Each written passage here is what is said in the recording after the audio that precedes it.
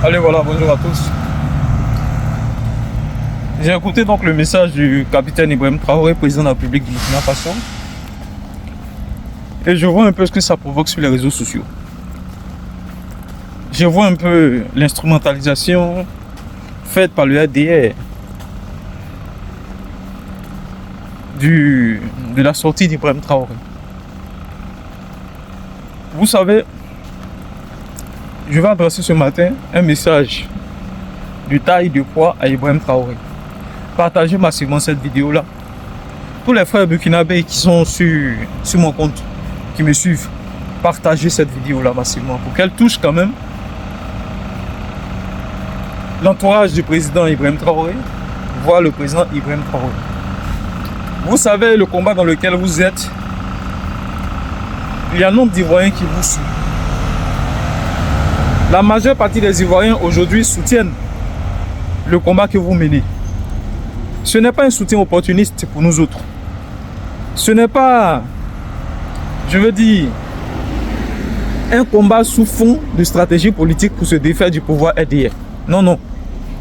Mais c'est parce que le combat que vous menez aujourd'hui, c'est un combat noble. Un combat pour restaurer la dignité du peuple africain. Un combat pour la restructuration des économies africaines.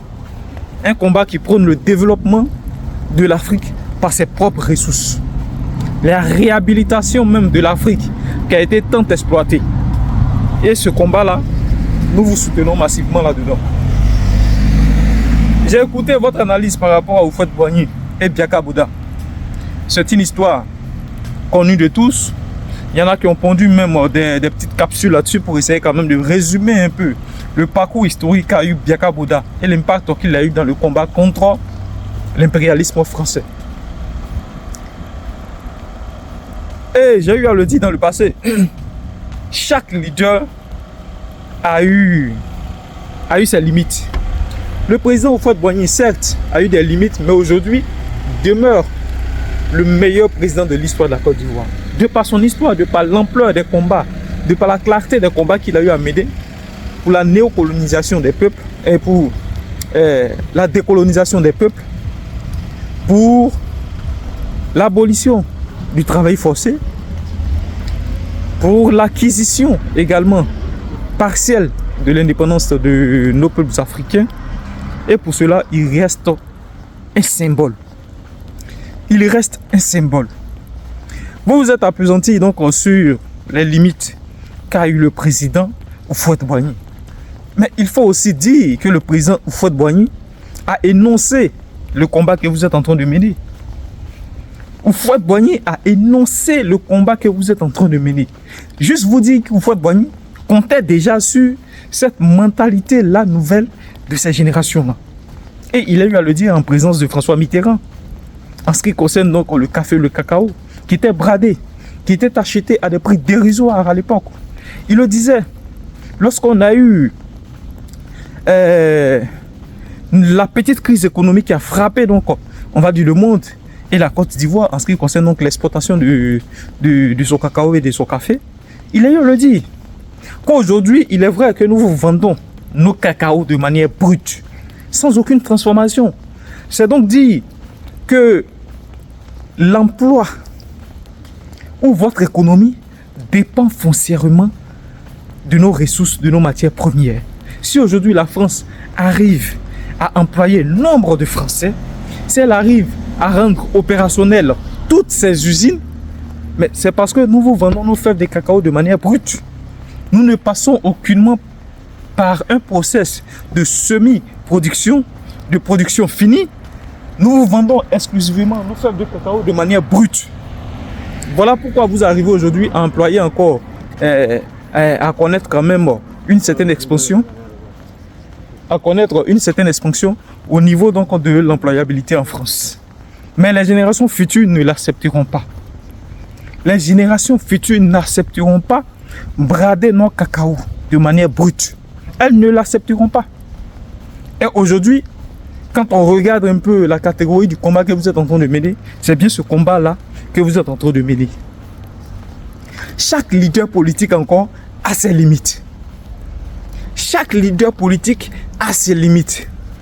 Ne vous basez pas sur un contexte où vous vous trouvez dans une situation de repentance par rapport au président Laurent Gbagbo, face au combat que vous aviez mené contre lui à son époque pour stigmatiser Houphouët-Boigny. Ça, nous n'allons pas l'accepter. Mais même le président Laurent Gbagbo, nous avons soutenu, coûte que coûte, le président Laurent Gbagbo dans cette lutte-là contre l'impérialisme français. Mais savez-vous que le président Laurent Gbagbo également a eu des limites?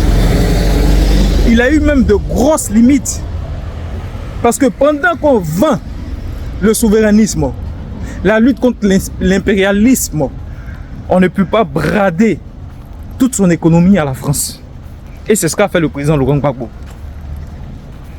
Le renouvellement de l'eau et de l'électricité à Bouygues, l'octroi même du terminal à conteneurs de Vridi sans aucun appel d'offres au groupe Bolloré, et même pour les élections présidentielles, qui fait le sondage? Le président Laurent Gbagbo consulte encore une entreprise française pour faire le sondage d'une élection tant contestée. Et ce n'est pas fini. Ce n'est pas fini. Ce n'est pas du tout fini. Le président Laurent Gbagbo est celui-là qui a financé la campagne de Chirac. Mais à quoi rimaient toutes ces stratégies-là? Dans l'intention simplement de détourner la France d'Alassane Ouattara.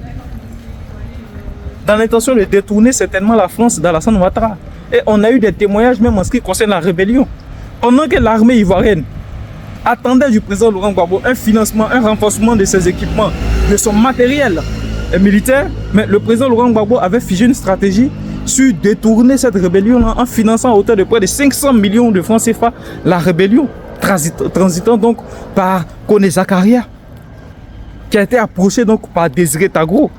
C'est-à-dire pendant que l'armée nationale de Côte d'Ivoire, dépourvue de tout matériel militaire, attendait un financement, un renforcement de son matériel militaire, tel que vous êtes en train de le faire aujourd'hui au Burkina Faso, mais le président Laurent Gbagbo a privilégié donner près de 500 millions de francs CFA à la rébellion. 500 millions de francs CFA. Voilà pourquoi Mamadou Koulibaly dit que c'est Laurent Gbagbo même qui a financé la rébellion. Donc pour vous dire que chacun de ces leaders-là a eu à commettre des erreurs tout au long de son parcours. Oui, ils ont tous commis des erreurs tout au long de leur parcours. Donc par stratégie politique, je pense qu'il est préférable pour vous de connaître vraiment l'histoire de la Côte d'Ivoire. En revenant sur les erreurs de Houphouët-Boigny, mais vous pouvez aussi retracer les erreurs du président Laurent Gbagbo. Mais que pensait le président Laurent Gbagbo du franc CFA? Ah, faudrait qu'on en parle.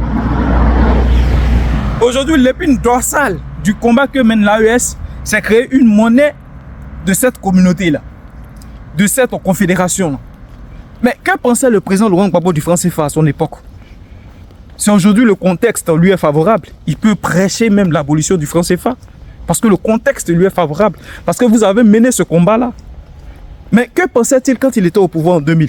Mais Laurent Gbagbo était celui-là qui avait privilégié l'extension même de cette monnaie-là aux pays comme le Ghana, au Nigeria, c'est-à-dire aux pays anglophones.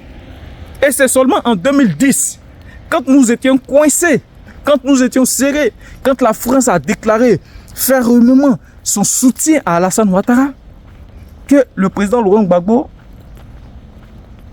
et son ministre de l'économie, son cercle, en ce qui concerne les finances, a penché sur la sortie du MIR, la monnaie ivoirienne de résistance. Et cette monnaie-là, jusque-là, quand on demande à Blé Goudé que cette monnaie-là, elle sert à quoi? Elle a servi à quoi? Blé Goudé répond que c'était juste pour la résistance. Que lui, à cette époque-là, il était jeune, il ne savait pas ce qu'il faisait.